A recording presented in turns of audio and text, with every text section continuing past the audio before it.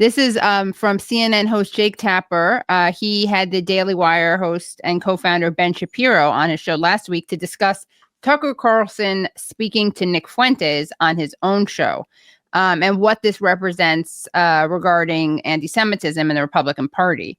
That Kevin really screwed things up last week when he decided to inject himself into this controversy with his vociferous defense that contained some rather charged language. I think he's doing the right thing by pointing out the obvious, which is that if somebody glosses Nazis on the air, that person probably should not be associated with a conservative think tank, and that everyone should have a duty to say that that is a bad thing to do. So I'm grateful to Kevin for doing that. I think it's a very good thing that he did that. The real issue here is I think that Tucker Carlson's morphing from, I would say, a very edgy right-wing political figure on Fox News, but certainly within the mainstream, into a conspiracist, a person who ideologically launders anti-Semitism, who ideologically launders all sorts of anti-Americanism on his show, and then airs it for the public to hear with interviews like the ones he did with Nick Fuentes, which was essentially a massage of Nick Fuentes.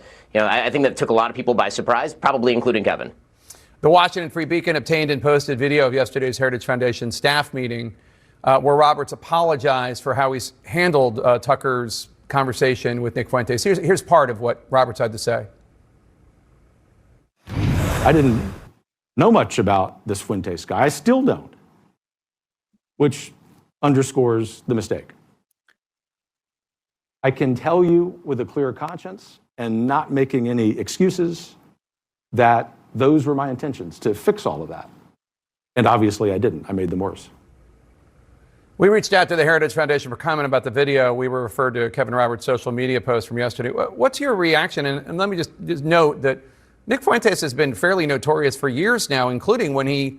Sorry, so before we get this, I'm sorry, this is actually really important. There's been this brouhaha, which you can probably explain better than I can, John. Not that you're like adjacent to Nick Fuentes, but because you kind of track what's happening on the right.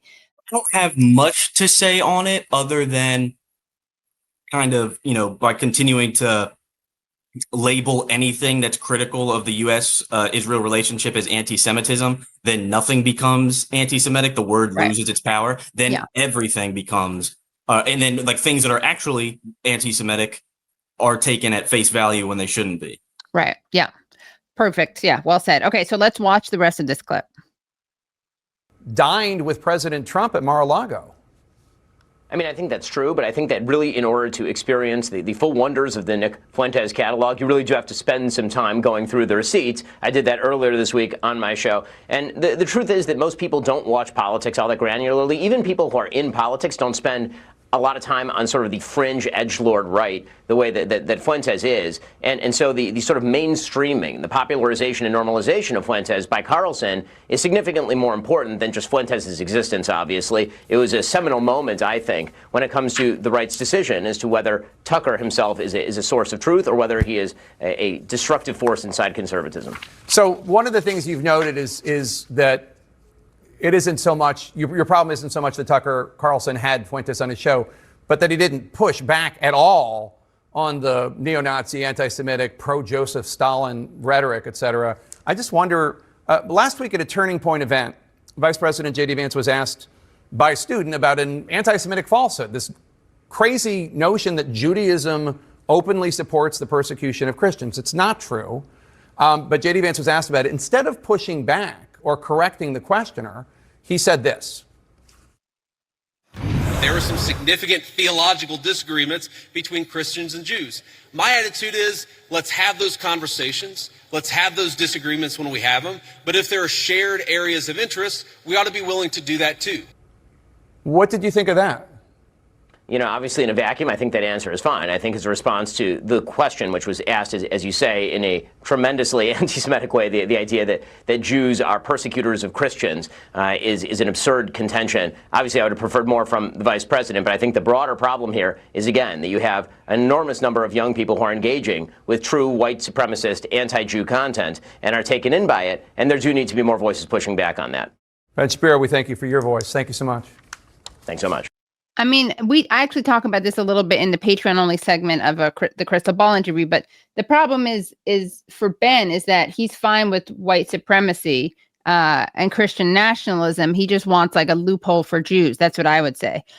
He's fine with racist thinking, the kind of thinking that Fuentes has when it comes to Muslims, just not when it comes to Jews. And in fact, and then I'll hand the mic to you. But this is an interesting tweet from Ben himself, Ben Shapiro, which I think shows what he's doing. So the spiritual shift says, this isn't about anti-Semitism or hatred toward Jewish people. This is about the Israel First, America Last agenda. If Ben truly cared about Jewish hatred, then why did he tweet this about Ann Coulter? And this is pretty amazing.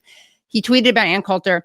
Ann Coulter tweets read Jews awful nonsensical. Ann Coulter is also super pro-Israel and has always been so I won't lose sleep, which is similar to John Podhoretz, the neocon, of Commentary Magazine, saying that, well, Trump says Shylock, but he can say Shylock like hundreds of times per day because he supports Israel. On the right, if we want to have a debate about what an American first foreign policy actually looks like, then we have to be able to discuss these issues. If we really want to reform U.S. Middle East policy, then you have to look at the chief pillar of U.S. Middle East policy, which is the U.S.-Israel special relationship. And it's just cold-cut facts on strategic logic. Is this in the strategic interest of the United States to be doing this? And I think the past 2 years have exemplified how this is just not the case. So are you a little bit afraid, though, that by the way that everything is being called anti-Semitism, and at the same time, you do have kind of like real anti-Semitism that is being laundered by certain members of the right? No, that is certainly concerning. And this is where I think the debate is just getting spun out of control, in the sense that everybody who is against this debate happening is labeling everything that's being done as anti-Semitic. Then on the other side, you have folks who are actually starting to listen to people who are anti-Semitic saying, oh, this guy was right the whole time. No. The debate is within the middle of these extremes.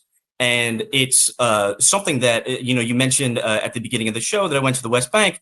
When I went there and when I went to Israel as well, one of the things that really hit home was Israeli civil society and Palestinian civil society having these hard discussions. We can't seem to have them in Washington, but in Israel and in the West Bank, obviously those who are more left-leaning, if you will, are having very hard discussions about these issues. And in the United States, that nuance is often lost, I think.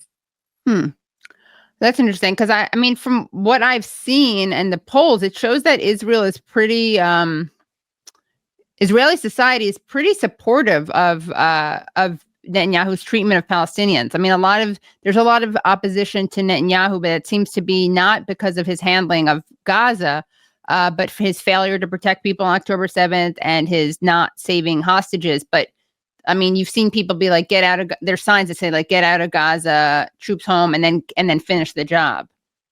No, so this is certainly a minority who's having this discussion. It's a minority of a minority.